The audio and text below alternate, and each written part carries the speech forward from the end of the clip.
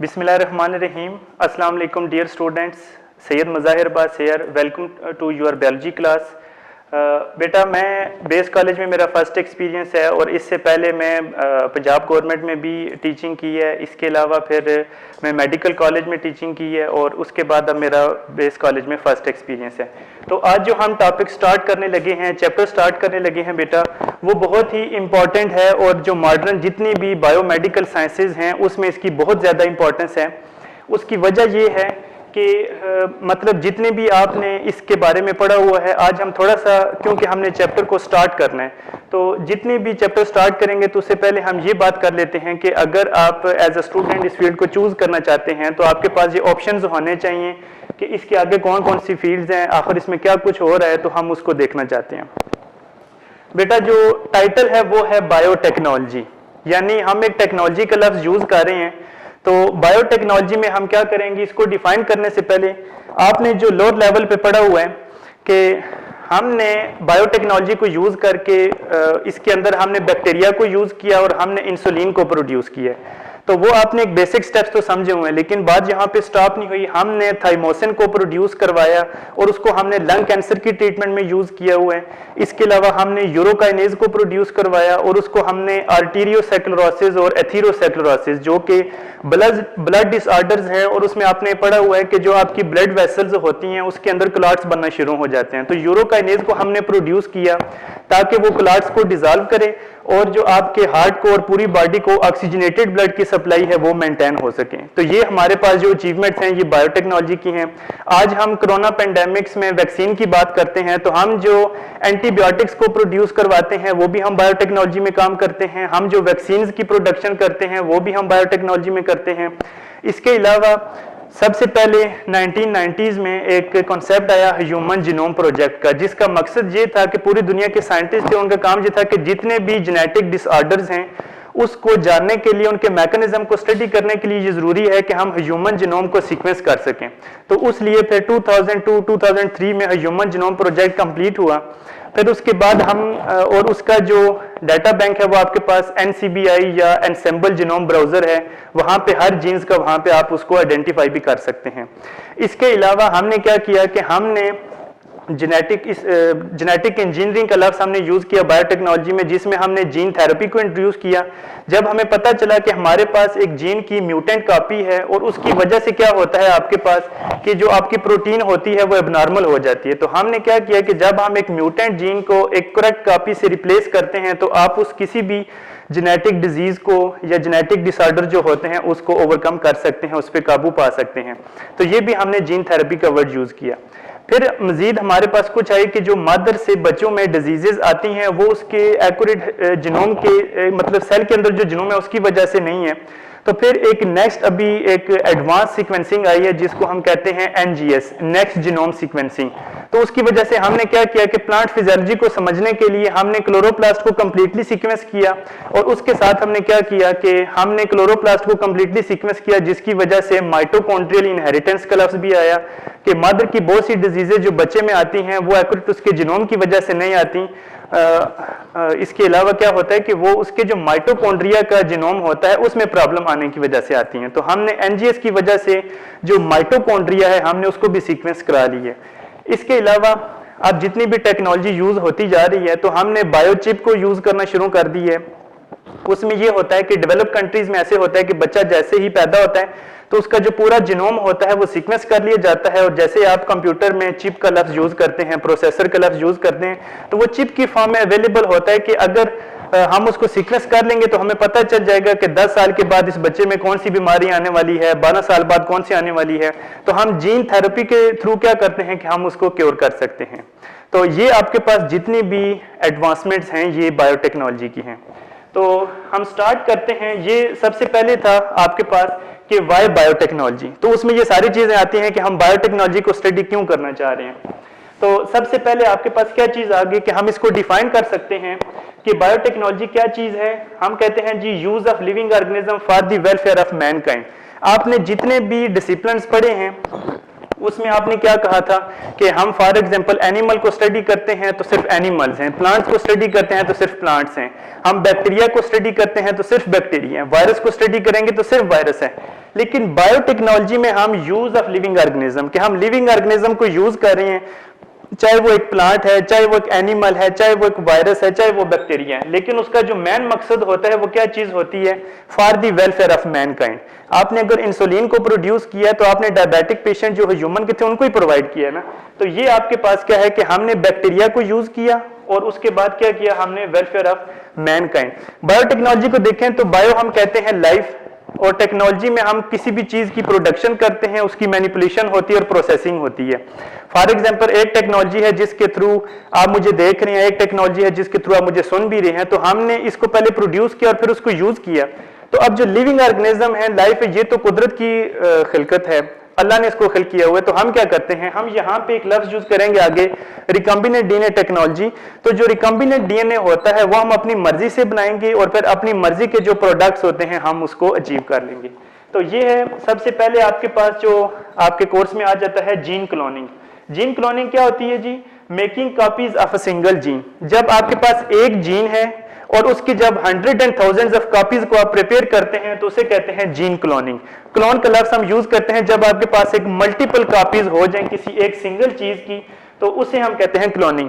तो जब gene cloning है तो हम कहते हैं कि जब आपके पास एक सिंगल जीन की 100 and thousands ऑफ कॉपीज हो जाएं तो उसे कहते हैं जीन क्लोनिंग। जीन क्लोनिंग के लिए जो आपके पास प्रोसेसेस होते हैं वो कौन से हैं? सबसे पहले है आपके पास रिकम्बिनेंट डीएनए टेक्नोलॉजी और दूसरा है आपके पास पॉलीमरेज चेन रिएक्शन। हम इसको रिकम्बिनेंट डीएनए टेक्नोलॉजी को सबसे पहले स्टार्ट करेंगे, लेकिन एक चीज आप याद रखेंगे कि हम जैसे ही हमारा टॉपिक कंप्लीट होगा जीन क्लोनिंग का, जब हम रिकम्बिनेंट डीएनए टेक्नोलॉजी और पॉलीमरेज चेन रिएक्शन पढ़ लेंगे तो इसके एंड पे मैं आपको क्वेश्चंस कुछ लिखवाऊंगा, नोट करवाऊंगा। कुछ आपके पास सुपरलेटिव से होंगे, सुपरफिशियल होंगे, कुछ आपके पास ट्रिकी भी होंगे, और उसमें मैं आपको बताऊंगा कि जो ओल्ड पेपर्स थे उसमें किस तरह के इस टॉपिक में से क्वेश्चन पूछे गए हैं, और कुछ ट्रिकी क्वेश्चन भी आपको नोट कराऊंगा कि कोई भी एग्जामिनर है, ख्वाह वो मैं हूं, यहाँ पे कोई और है, या आपको कोई फाइनल में भी एग्जामिनर पूछेगा तो वो उन्हीं में से इंशाल्लाह पूछेगा। तो सबसे पहले हम आ जाते हैं recombinant DNA technology. Recombinant DNA technology क्या होती है? सबसे पहले तो आपको रिकम्बिनेंट डीएनए का पता होना चाहिए। अगर हम डीएनए की बात करें तो आपको पता है जी हमारे पास एक सेल होता है, सेल के अंदर हमें पता है कि प्लाज्मा मेम्ब्रेन है, प्लाज्मा मेम्ब्रेन के अंदर क्या चीज है कि एक साइटोप्लाज्म है, फिर उसके बाद क्या चीज है कि एक न्यूक्लियर मेम्ब्रेन, उसके अंदर न्यूक्लियस है। तो जो न्यूक्लियस होता है उसके अंदर क्या चीज होती है? न्यूक्लियोप्लाज्म होता है। और न्यूक्लियोप्लाज्म आपको पता है कि just like the liquid material, जिस तरीके से आपके पास साइटोप्लाज्म होता है, तो न्यूक्लियोप्लाज्म जो होता है हम कहते हैं कि सेल जैसे ही डिवाइड करता है तो आपके पास क्या चीज होती है कि जो आपका न्यूक्लियर मटेरियल होता है, जेनेटिक मटेरियल होता है, वो कंडेंस होता है और आपके पास थ्रेड लाइक स्ट्रक्चर्स अपीयर होती हैं, जिसको आपने कहा था क्रोमोसोम। फिर क्रोमोसोम को अगर आप ब्रेक करें तो आपके पास आता है डीएनए, और डीएनए को अगर आप देखेंगे तो उसमें क्या चीज आती है? जीन। और जीन को देखें तो आपको पता है कि ये बहुत से न्यूक्लियोटाइड का सीक्वेंस होता है, यानी जीन को हम कह सकते हैं कि ये पॉलीन्यूक्लियोटाइड मॉलिक्यूल होगा आपके पास। और उसमें क्या चीज होती है? आपने पढ़ा हुआ कि एक न्यूक्लियोटाइड है जिसमें आपके पास एक राइबोज शुगर है, फिर उसके फर्स्ट कार्बन के साथ एक बेस अटैच है, फिफ्थ कार्बन के ऊपर आपका एक फास्फेट अटैच है। तो उसमें क्या होगा कि जो फिफ्थ फास्फेट है वो थर्ड हाइड्रोक्सिल के ऊपर अटैक करता है और आपके पास एक फास्फोडाइएस्टर बॉन्ड बनता है। उस तरीके से आपके पास क्या होगा कि पॉलीन्यूक्लियोटाइड सीक्वेंस बनेगा, जिसको आपने कहा था जीन। तो जीन जब बहुत से मिलते हैं तो आपके पास बनता है डीएनए। तो अब हम क्या करते हैं कि रिकम्बिनेंट डीएनए का क्या मतलब है कि any DNA having foreign gene inserted into it, कि मतलब आपके पास क्या चीज है कि two different combination of genes. कि फॉर एग्जांपल हमने क्या किया था, जो आपने लोअर लेवल पे भी पढ़ा हुआ है, कि हमने बैक्टीरिया को यूज किया, बैक्टीरिया का अपना जीनोम है, उसकी हम आगे बात करेंगे कि हमने वेक्टर के मॉलिक्यूल के तौर पे उसको क्या कौन सा हमने स्ट्रक्चर को हमने लोकलाइज किया। दूसरा आप ये कहेंगे कि हमने क्या किया कि आपको पता है कि जो इंसुलिन नेचुरली प्रोड्यूस होती है वो कहां पे प्रोड्यूस होती है? वो आपको पता है पेंक्रियाज में प्रोड्यूस होती है। और पेंक्रियाज के जो बीटा सेल्स होते हैं, बीटा सेल्स के अंदर जाके जो इंसुलिन प्रोड्यूस करने वाले जीन्स होते हैं उनको हम क्या करते हैं कि जो बैक्टीरियल डीएनए होता है उसके साथ हम कंबाइन करते हैं।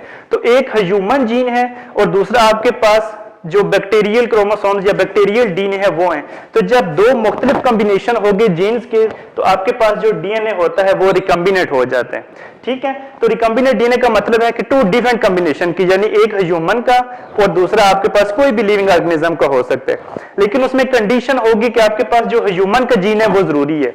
आपसे पूछा जा सकता है वो क्यों? क्योंकि हमने बायोटेक्नोलॉजी में बात ही क्या की है, for the welfare of Mankind. तो जब हमने ह्यूमन जीन को ही यूज नहीं किया तो हम ह्यूमन पे वो चीज फिर अप्लाई नहीं कर सकेंगे। और फिर आपसे पूछा जा सकता है कि हम ह्यूमन को ही सिलेक्ट क्यों नहीं कर रहे हैं, हम दूसरे लिविंग ऑर्गेनिज्म बैक्टीरिया वायरस को क्यों यूज कर रहे हैं? तो उसकी वजह यह है कि ह्यूमन को आप डायरेक्ट एक्सपेरिमेंट के तौर पे यूज नहीं कर सकते, क्योंकि ये एथिकल इश्यूज होते हैं। तो इसलिए आपने क्या किया कि आपने एक जो चीज है, प्रोडक्ट है, प्रोड्यूस करवाना होता है, और फिर उसको जब सीरीज ऑफ एक्सपेरिमेंट के बाद जब अप्रूव हो जाता है तो फिर डायरेक्ट ह्यूमन की किसी डिजीज के ऊपर आप अप्लाई करते हैं। तो सबसे पहले आपके पास आ गया रिकम्बिनेंट डीएनए टेक्नोलॉजी के प्रोसीजर्स क्या होते हैं। अगर हम उसको कंबाइन करें तो सबसे पहले आपके पास क्या होगा, हमारे पास होता है जी selection and isolation of GOI. GOI हम कहते हैं gene of interest. For example, क्योंकि आपने जो पढ़ा हुआ है हम उसी को ज्यादा रिपीट करते हैं ताकि आप आराम से समझ लेंगे। जीन ऑफ इंटरेस्ट की बात है कि जीन ऑफ इंटरेस्ट हम कहेंगे कि जीन अंडर द ऑब्जर्वेशन या under the experiment. For example, हमने क्या किया कि हमने इंसुलिन प्रोड्यूस करने वाले जीन्स को सिलेक्ट किया, तो ये होती है आपके पास सिलेक्शन कि हम इंसुलिन को प्रोड्यूस करना चाह रहे हैं। तो वो इंसुलिन जो होती है, आपको पता है जी इंसुलिन एक प्रोटीन है, और प्रोटीन हमेशा प्रोड्यूस होती है किससे? मैसेंजर आरएनए से। और मैसेंजर आरएनए प्रोड्यूस होता है वो किससे प्रोड्यूस होता है? वो डीएनए से। और डीएनए का जो पार्ट होता है उसे कहते हैं जीन। तो जीन आपके पास आपने एक पढ़ा हुआ है कि nucleotide sequence in the jeans control the sequence of amino acid in the protein. तो आपके पास डीएनए या आपने वर्किंग ऑफ द डीएनए या वर्किंग ऑफ जीन पढ़ा होगा कि जीन हमेशा जब एक्सप्रेस करता है तो आपके पास क्या होता है कि एक प्रोटीन बनती है। तो इंसुलिन एक प्रोटीन है, तो हमने उसको प्रोड्यूस कराना है तो हमने जीन को सिलेक्ट करना होगा। तो हमने सबसे पहले क्या किया, फॉर एग्जांपल इंसुलिन प्रोड्यूस करने वाले जीन्स हैं, हमने क्या किया कि हमने उसकी सिलेक्शन की कि हम इंसुलिन को प्रोड्यूस करना चाह रहे हैं, हम यूरोकाइनेज को प्रोड्यूस करना चाह रहे हैं, हम थाइमोसिन को प्रोड्यूस करना चाह रहे हैं, हम ग्रोथ हार्मोन को प्रोड्यूस करना चाह रहे हैं। तो सबसे पहले हमने क्या की, उसकी सिलेक्शन की।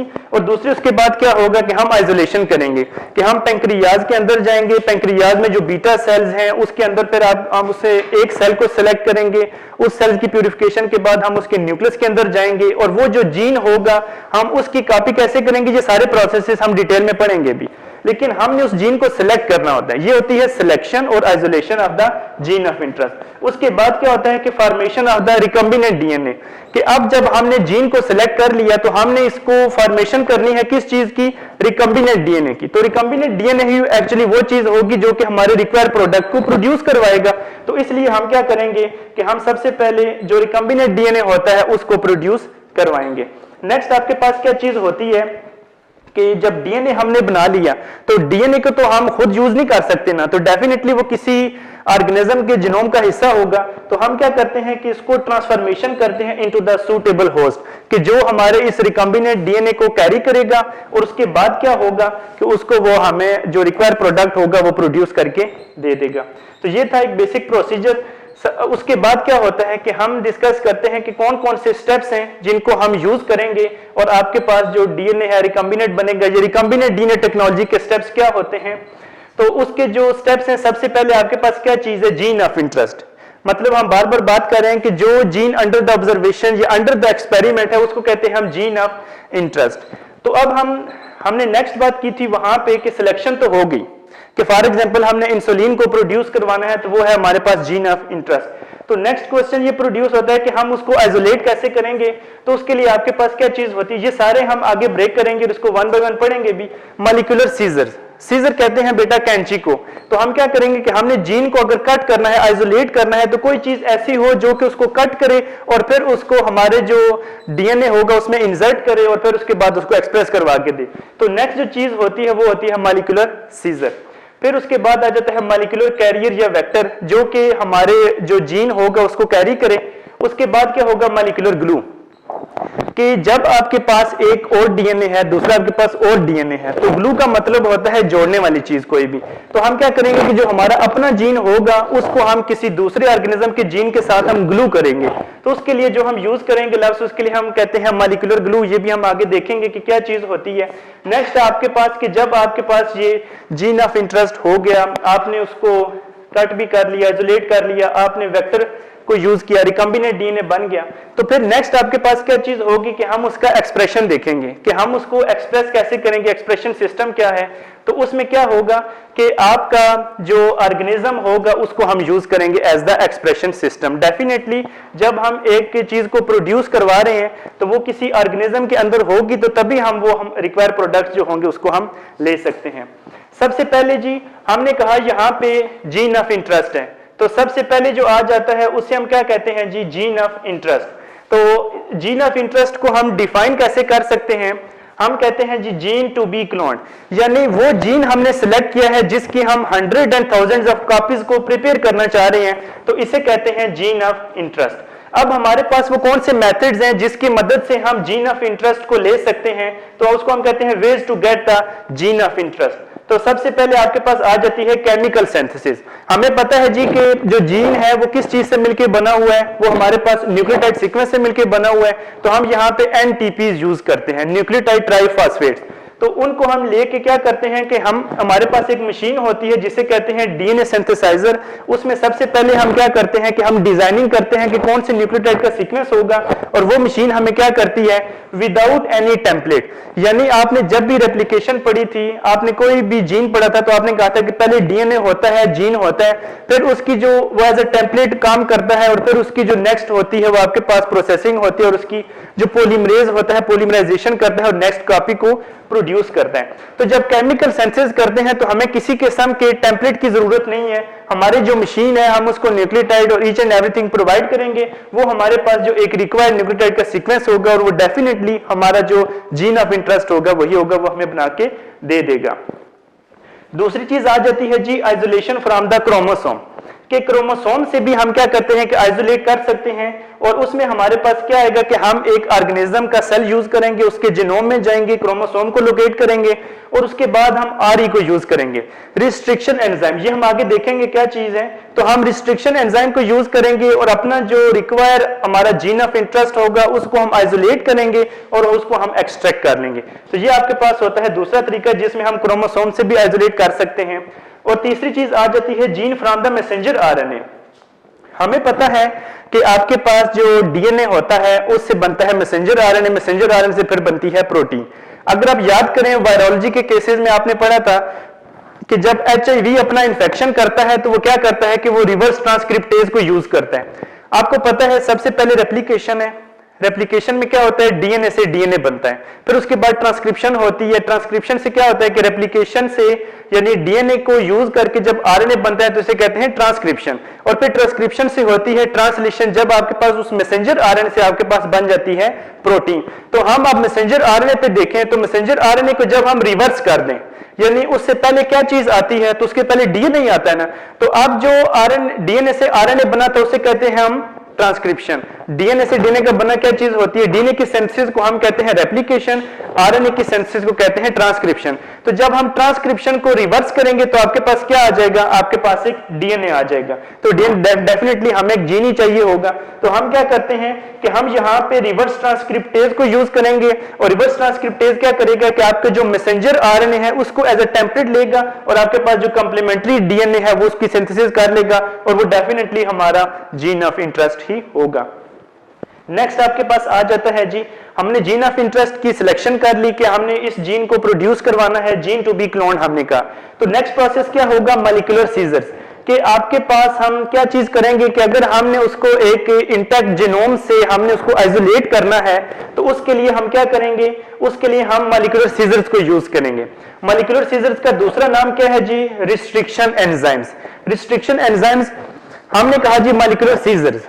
अब हम देखें कि जब हमने मॉलिक्यूलर सीजर की बात की तो हमने कहा कि सीजर वो एक कैंची होती है जो किसी चीज को काट लगाती है। तो जब हमने बायोमॉलिक्यूल की बात की कि हम एक जीन को आइसोलेट करना चाह रहे हैं तो आपके पास कोई बायोमॉलिक्यूल ही होना चाहिए जो कि उसको जाके कट करेगा।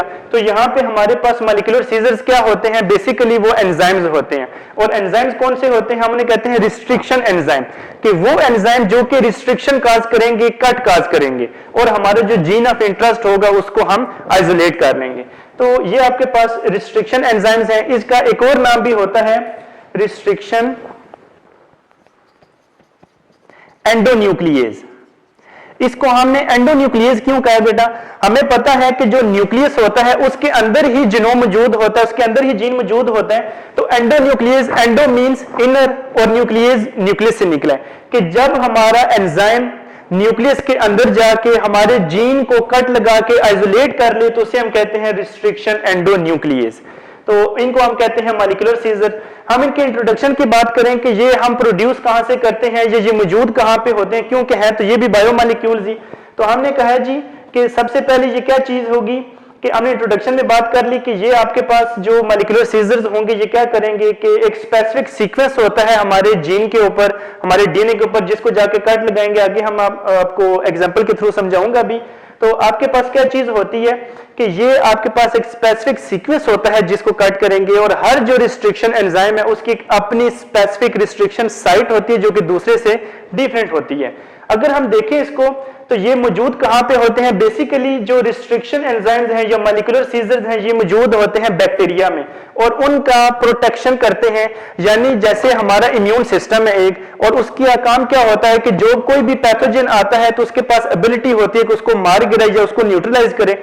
तो यहाँ पे आपके पास बैक्टीरिया क्या होते हैं कि अपने डिफेंस सिस्टम के तौर पे क्या होता है कि इन रिस्ट्रिक्शन एंजाइम को यूज करते हैं। हमें पता है जी एक बैक्टीरियोफेज होता है, और बैक्टीरियोफेज का काम क्या होता है कि वो बैक्टीरिया को एज अ होस्ट यूज करता है और उसको इन्फेक्ट करता है। तो बैक्टीरिया जो होता है ये क्या करता है कि जो फेज का डीएनए होता है उसको कट करने के लिए या उसकी रिस्ट्रिक्शन के लिए ये एंजाइम यूज करता है। तो इसलिए हमने इसका नाम ही रिस्ट्रिक्शन एंजाइम दिया। हिस्ट्री में देखें तो सबसे पहले आपके पास क्या था? हैमिल्टन और स्मिथ 1970s में जॉन हॉपकिंस यूनिवर्सिटी में इन्होंने सबसे पहले क्या किया कि जो रिस्ट्रिक्शन एंजाइम है उनको आइसोलेट किया। अभी अगर करंट एडवांसेस की बात करें तो टोटल आपके पास जो 400 है रिस्ट्रिक्शन एंजाइम इनको प्रोड्यूस कराया जा चुका है, जिसमें आपके पास जो 20 रिस्ट्रिक्शन एंजाइम है इसको हम जेनेटिक इंजीनियरिंग में बहुत ज्यादा यूज करते हैं। अब हम देखते हैं आपके पास नेक्स्ट कि आपके पास जो रिस्ट्रिक्शन एंजाइम्स हैं ये कितनी तरह के कट लगाते हैं या किस तरह के एंड प्रोड्यूस करेंगे। तो सबसे पहले हम बात करते हैं जी हमारे पास होता है स्टिकी एंड और दूसरा होता है आपके पास ब्लंट एंड।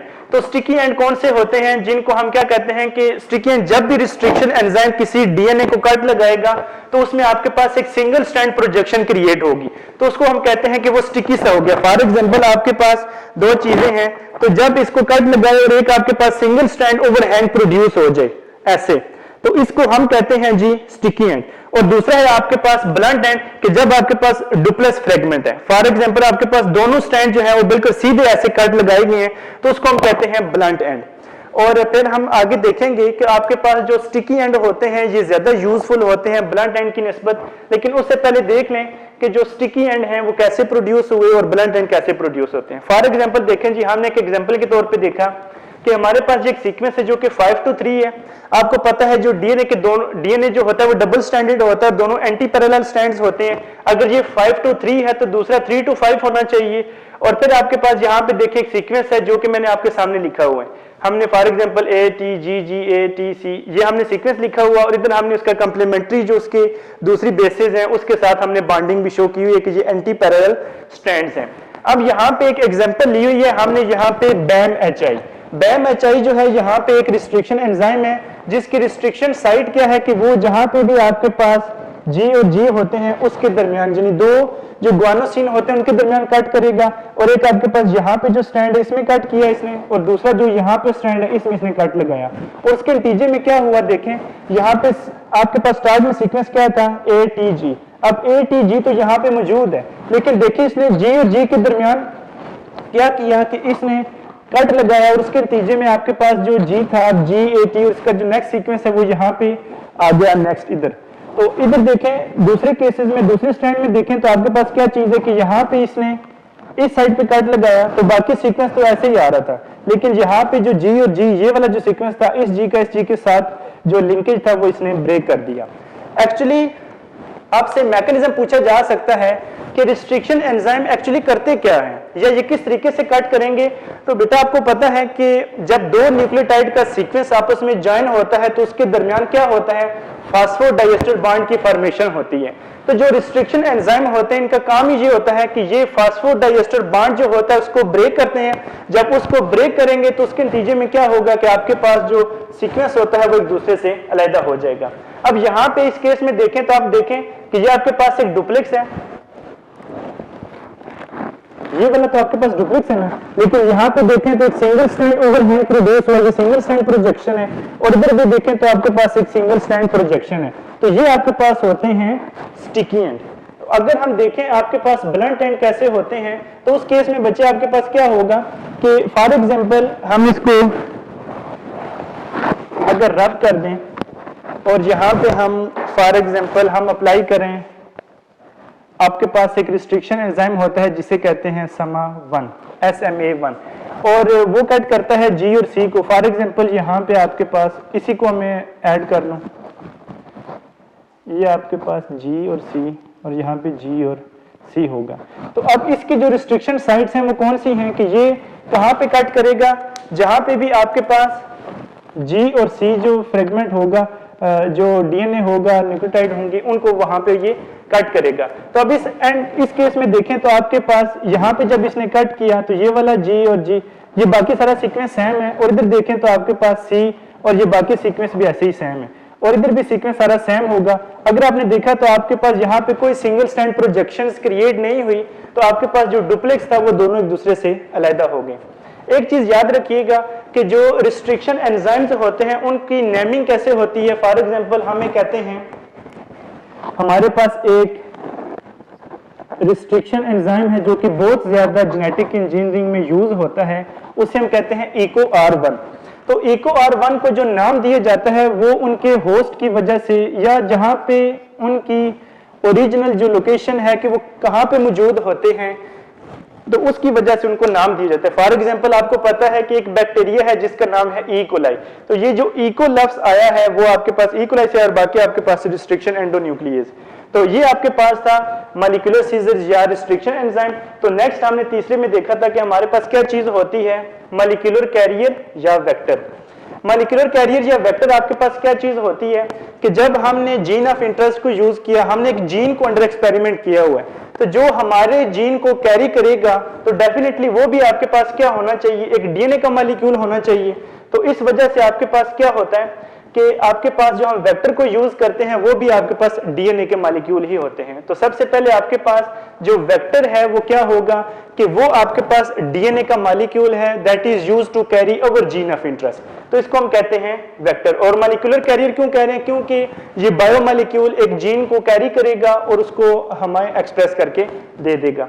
तो एक जो सूटेबल वेक्टर है उसकी कैरेक्टरिस्टिक्स क्या होनी चाहिए, सबसे पहले आपके पास क्या चीज है कि हमारे पास होना चाहिए ओरिजिन ऑफ रेप्लिकेशन, कि उसके पास वेक्टर के पास क्या होना चाहिए कि रेप्लिकेशन का ओरिजिन होना चाहिए। क्यों, क्योंकि जब हमने इसकी क्लोनिंग करनी है, जब हमने 100 एंड थाउजेंड्स ऑफ कॉपीज करनी है, तो अगर इसमें ओरिजिन ऑफ रेप्लिकेशन ही नहीं होगा तो हम उसकी कॉपीज को कैसे प्रोड्यूस करवा सकते हैं। तो इसलिए आपके पास क्या होना चाहिए, ओरिजिन ऑफ रेप्लिकेशन होना चाहिए, और दूसरा आपके पास क्या होगा, एंटीबायोटिक रेजिस्टेंट जीन होने चाहिए। ये नेक्स्ट में आपको जब ये कंक्लूड करके बताऊंगा तो ये बहुत जरूरी होता है एंटीबायोटिक रेजिस्टेंट जीन, क्योंकि फॉर एग्जांपल हमने ई कोलाई को यूज किया हुआ है और वो हमारा जो जीन ऑफ इंटरेस्ट है उसको कैरी कर रहे हैं। तो जब हम क्या करेंगे कि हम उसको एक मीडियम के ऊपर रखेंगे, हम उसकी बहुत ज्यादा कॉपीज को प्रिपेयर कर चुके हैं, तो हमारा मकसद इस बैक्टीरिया की मल्टीप्लिकेशन नहीं है, हमारा मकसद जो हमारा जीन ऑफ इंटरेस्ट है और प्रोडक्ट है उसकी फॉर्मेशन है।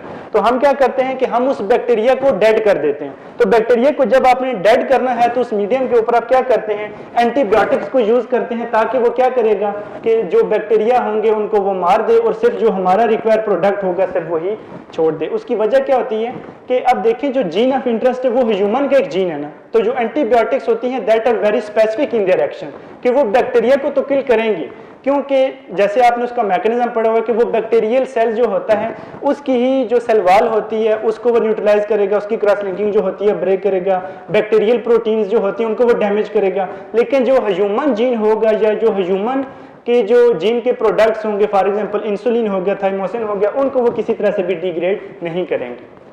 और दूसरा इसका एक और मकसद भी क्या होगा कि आपके पास जब भी हम एंटीबायोटिक रेजिस्टेंट जीन को यूज़ करेंगे तो उसकी वजह से हमारे पास क्या होगा कि जब भी हमें पता है कि हम एक वेक्टर के तौर पे आगे एग्जांपल हमने लिए प्लाज्मिड की, तो प्लाज्मिड में जो होते हैं वो एंटीबायोटिक रेजिस्टेंट जीन्स होते हैं। तो हमने तो यहाँ पे प्लाज्मिड को पहले ही रिकॉम्बिनेट कर देना है, तो जो बैक्टीरिया अपटेक करेगा किसको, इस प्लाज्मिड को, तो वो बचा रहेगा, बाकी जो होंगे वो क्या होंगे, वो डेड हो जाएंगे।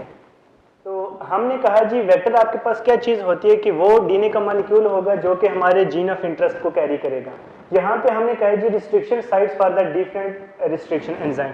जब हमने वेक्टर को यूज़ करना है तो डेफिनेटली हमने उसके ऊपर रिस्ट्रिक्शन एंजाइम भी लगाने हैं ताकि उसको कट कर सके, क्योंकि एक वैकेंसी क्रिएट होगी तो वहाँ पे हमारा जो जीन ऑफ इंटरेस्ट है उसको हम मैनिपुलेट कर सकते हैं। तो आपके पास क्या होना चाहिए कि जो रिस्ट्रिक्शन एंजाइम हैं उनकी साइट्स भी मौजूद होनी चाहिए आपके वेक्टर के पास। एक एग्जाम्पल के तौर पे देखें कि हम कौन कौन से मॉलिक्यूलर कैरियर या वेक्टर को यूज़ करते हैं। तो सबसे पहले आपके पास आता है प्लाज्मिड।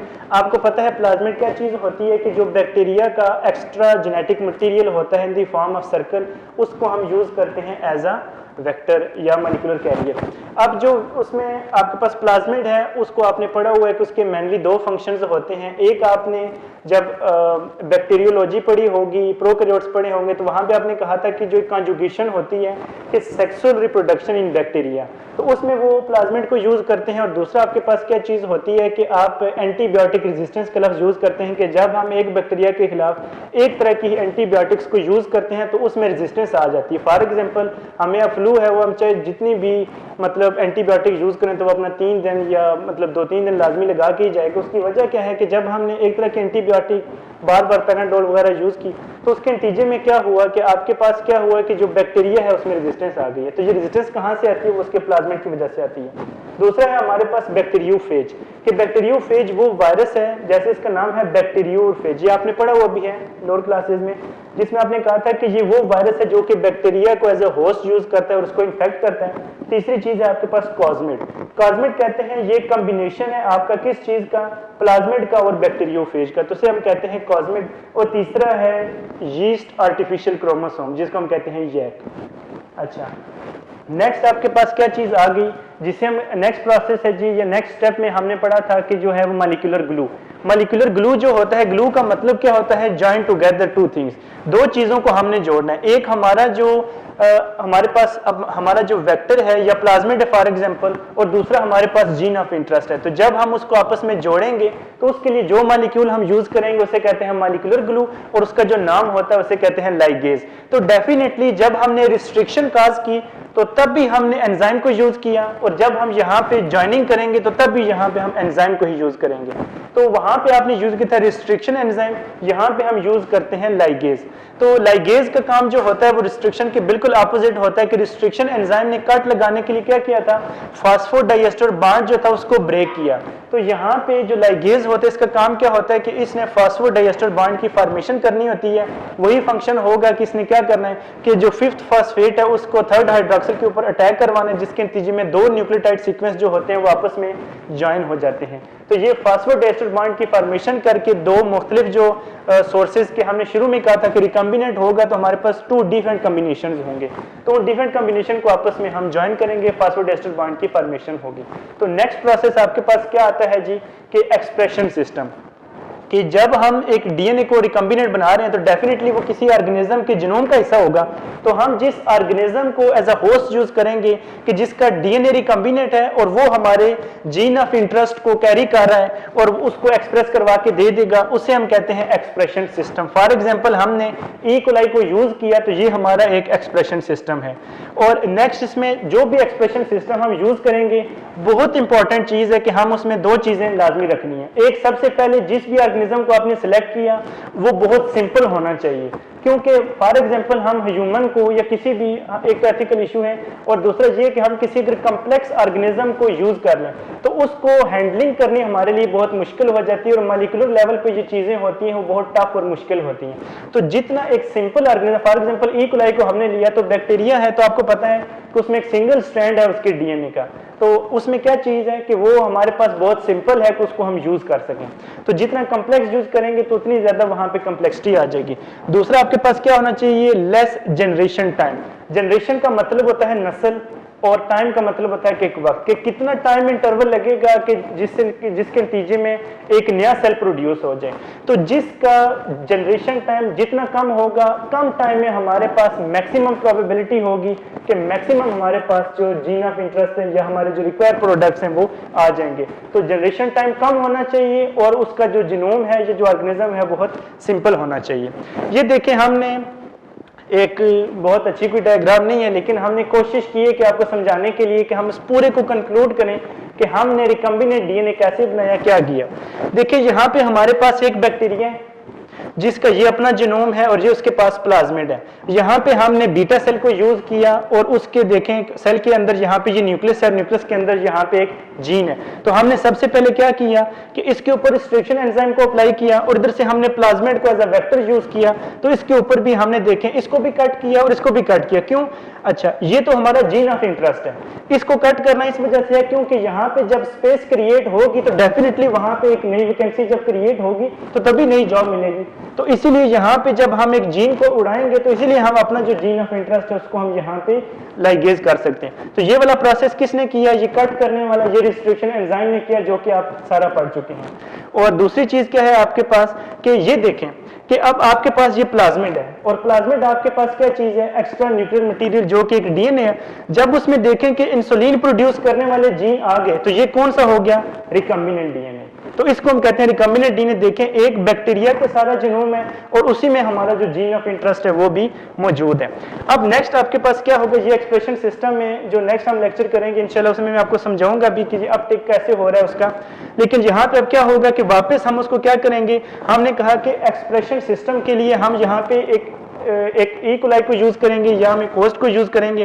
तो डेफिनेटली जब प्लाज्मिड को हमने यूज किया तो प्लाज्मिड बैक्टीरिया के अंदर मौजूद होता है, तो ये वापस जो रिकम्बिनेंट डीएनए है वो हम डाल देते हैं बैक्टीरिया के अंदर। उसके नतीजे में देखें आपके पास जब डीएनए के पास एक फॉरेन जीन आ गया तो उसे कहते हैं रिकम्बिनेंट डीएनए। और वो ऑर्गेनिज्म देखें जिसका जो जीनोम है वो मॉडिफाई हो चुका है तो उसे कहते हैं जीएमओ, जेनेटिकली मॉडिफाइड ऑर्गेनिज्म। कि बैक्टीरिया है जिसका जो जीनोम है वो मॉडिफाई हो चुका है और उसमें क्या चीज है कि हमारा जो अपनी मर्जी का जीन ऑफ इंटरेस्ट है वो भी मौजूद है। फिर हम इस बैक्टीरिया को क्या करेंगे, क्योंकि हम इसमें हमारी मर्जी का जीन मौजूद है तो हम इसको न्यूट्रिएंट मीडियम के ऊपर रखेंगे, जिसके नतीजे में क्या होगा कि बैक्टीरिया उसको यूज करके, फॉर एग्जांपल एगरोज हो गया, तो उस मीडियम को यूज करके क्या करेगा कि अपनी मैक्सिमम जो कॉपीज होती हैं उसको प्रोड्यूस कर लेगा। फिर नेक्स्ट हम क्या करेंगे, ये एक्सप्रेशन सिस्टम में आपको डिटेल में समझाऊंगा भी। फिर उसके ऊपर हम एंटीबायोटिक्स डालेंगे, एंटीबायोटिक्स के नतीजे में हमारा जो रिक्वायर्ड प्रोडक्ट होगा फिर वो रह जाएगा और हम उसकी आइसोलेशन करेंगे और प्यूरिफिकेशन करेंगे। और नेक्स्ट आपके पास क्या चीज होगी कि आपके पास जो केमिस्ट होते हैं या फार्मासिस्ट होते हैं उनका फंक्शन आएगा कि हमारा जो रिक्वायर्ड प्रोडक्ट्स है वो आपके पास एक इंजेक्शन की फॉर्म में होना चाहिए, एक वैक्सीन की फॉर्म में होना चाहिए या एक ड्रग की फॉर्म में होना चाहिए। तो हमने पूरे में आज क्या पढ़ा? हमने रिकम्बिनेंट डीएनए टेक्नोलॉजी को पढ़ा, जिसमें हमने एक जीन ऑफ इंटरेस्ट को देखा, उसको कैसे हमने यूज किया, मैनिपुलेट उसको कैसे किया, हमने ऑर्गेनिज्म की सिलेक्शन कैसे की और फिर हमने उसको किस तरीके से अपने जो रिक्वायर्ड प्रोडक्ट हैं उसकी आइसोलेशन की। तो नेक्स्ट में हम इंशाल्लाह पॉलीमरेज चेन रिएक्शन भी पढ़ेंगे और इसके साथ जब ये टॉपिक हमारा जीन क्लोनिंग कंप्लीट हो जाएगा तो मैं आपको क्वेश्चन भी नोट करवाऊंगा और इंशाल्लाह उसी में से आपसे पूछा जाएगा। Thank you so much. Next class में मिलेंगे इंशाल्लाह। अल्लाह हाफिज़, अपना ख्याल रखिएगा।